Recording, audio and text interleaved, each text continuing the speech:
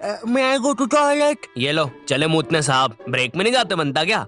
वो sir break में अजीब सी चीजें होती है टॉयलेट में। ये क्या? ये बैटल तो बड़ी खतरनाक लग रही है। चड्डा, मैं तुम्हें चुनता हूँ। चड्डा चड्डा चड्डा चड्डा एक रॉक टाइप पोकेमॉन जिसका बाप ऑटो चलाता है और ये भाटे मार के लोगों के सर फोड़ देता है। पागल सगाई का। ये चड्डा को कैसे हराएगा? हाँ अब इसको क्या होगा?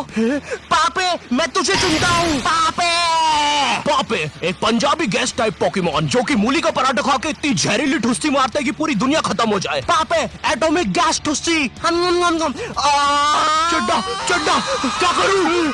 मुझे नहीं पता भाई, मेरे तो बीवी बच्चे हैं।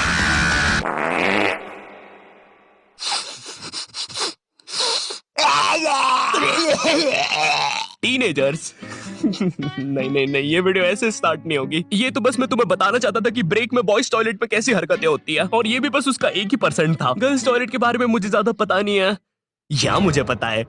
नहीं नहीं मुझे नहीं पता, या मुझे। मीनवाइल इन गर्ल्स टॉयलेट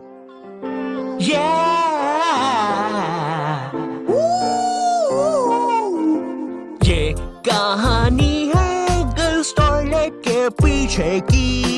जी हाँ दोस्तों, गर्ल्स टॉयलेट जहाँ लड़कियां सुपर हीरो बन के ठरकी बुड्ढों को बचाती है। यहाँ पर खुशियाँ और अमन से रहे लोग। क्या? अरे भाई फिर तुम ही बताओ, लड़कियों को इतना टाइम क्यों लगता है बाथरूम में?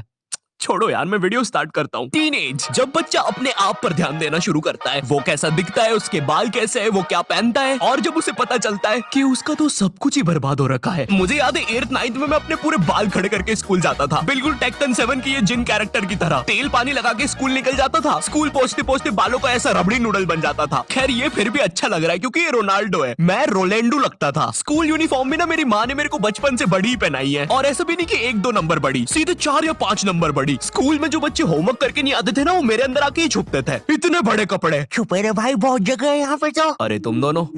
आप कौन हो? अरे मैं पापे हूँ। पापे? अब तू तो 4 दिन से लापता है ना, हमने बाहर तेरे पोस्टर्स देखे। 4 दिन? मुझे तो यहाँ पे 40 साल बीत चुके हैं। देखो इसकी यूनिफॉर्म के अंदर टाइम बहुत तेज चलता है। बाहर भली 4 दिन ही हुए होंगे, लेकिन यहाँ मैंने 40 साल जी लिए हैं। मैं जब अंदर आया था मैं भी तुम्हारे बराबर का ही था। माँ को देखे आज 40 साल हो चुके हैं। पापे 4 दिन से गायब है मेरा बच्चा, कुछ खाया होगा कि नहीं? अब जैसे जैसे तुम टीनेज में आ रहे होते हो, तुम्हें तुम्हारे बालों पर, कपड़ों पर शर्म आने लगती है। मुझे याद है मैं बचपन में वो चौड़ा सा हुक वाला बस्ता लेके स्कूल जाता था, जो साला आते जाते गेटों में फंस जाता था। लेकिन इस बस्ते में एक बेस्ट बात तो थी यार, ये जो आइट साइड से एरोप्लेन के पंखे निकले हैं ना, ये इतना कूल डिजाइन पता है क्यों बनाया था? बच्चों के उड़ने के लिए। अब मुझे पता है तुम मेरे पे यकीन करोगे ही नहीं। रुको चल कूद के बता। भाई पक्का नहीं मान।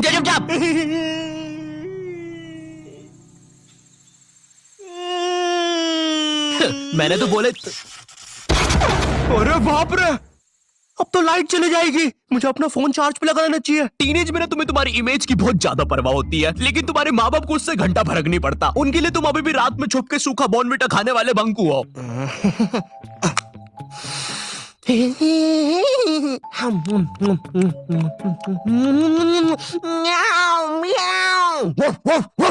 बॉर्नविटा सूखा तो बिल्कुल ना खाने दे बच्चों को। भाई मेरी इमेज की तो ना पहले से ही धज्जियां उड़ रखी थी मेरी मम्मी की वजह से। मैं ना स्कूल बस से जाता था, और डेली जैसे ही मैं बस में चढ़ने वाला होता था, उसी समय मेरी मम्मी को याद आता था, अरे ये दूध पीना तो भूल ही गया। भगते भगते उबलता हुआ दूध और बादाम लेके मेरी मम्मी बस के सामने खड़ जाती थी कि जब तक मैं वो उबलता हुआ गरम गरम दूध खत्म नहीं करूंगा कोई कहीं नहीं जाएगा। भाई मेरी माँ एक दूध के गिलास और 2 बादाम के साथ पूरी बस हाईजैक कर लेती थी। अब ना सारा प्रेशर मुझ पे होता था, क्योंकि मुझे वो 100 सेल्सियस का लावा जितना गर्म दूध 10 सेकंड में गटकना है। क्योंकि अब बस के सारे बच्चे इंक्लूडिंग ड्राइवर और कंडक्टर भैया सबकी नजर मुझ पे ही है। वो गर्म दूध गटकने के बाद मेरा गला कुछ ऐसा हो जाता था। वैसे ये मेरी फोटो लीक कौन कर रहा है बे? टीनेज में तुम्हारे माँ बाप तुम्हारी प्राइवेसी की धज्जियां उड़ा के रख देते हैं। एग्जाम्पल के लिए अगर तुम अपना फोन कहीं छोड़ के जाओगे, ये पक्का चेक करेंगे, और अगर तुम बोल के जाओगे मेरे फोन पे किसी का भी फोन आए तो उठाना मत, फिर तो पक्का उठाएंगे। और चलो फोन उठा लिया कोई दिक्कत नहीं है, लेकिन अब बात भी तो करो सामने वाले से। फोन उठा के चुपचाप खड़ जाएंगे। इनको पता लगाना होता है कि सामने वाला कौन है, क्योंकि इनको लगता है कि तुम्हें बस लड़कियां ही फोन करेगी।